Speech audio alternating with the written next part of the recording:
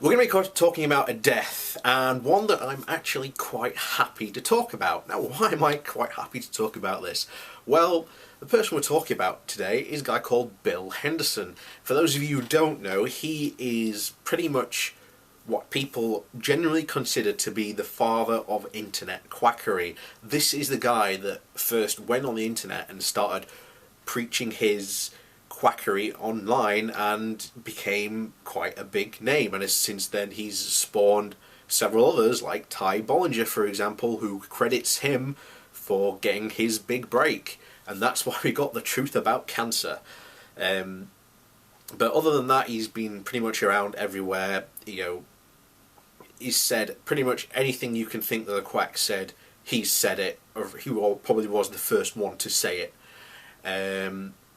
But what did he die of, you may be asking? Well, guess what? He died of cancer.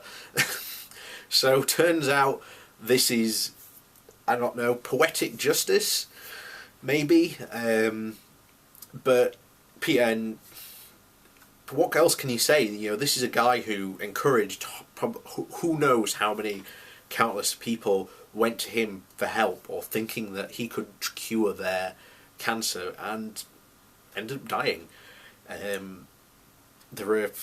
You just don't know. The mind boggles to think how many people he might have, killed by giving him his treatments.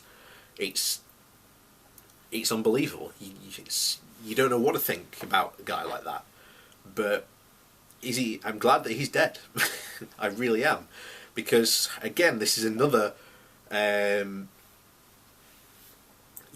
should be a stone in the bag of the sinking sack of puppies that are drowning. There's drowning of the alternate therapies, but unfortunately it still continues to float no matter how many times you throw stones at it, because again, quackery just refuses to die because people believe it, and the reason why they fall prey to it is because there are people like Bill Henderson who are willing to prey on people's fears and spin them lies of hope, and gladly take their money for it at the end of the day. So this is someone who I'm glad to say is dead and will not be missed.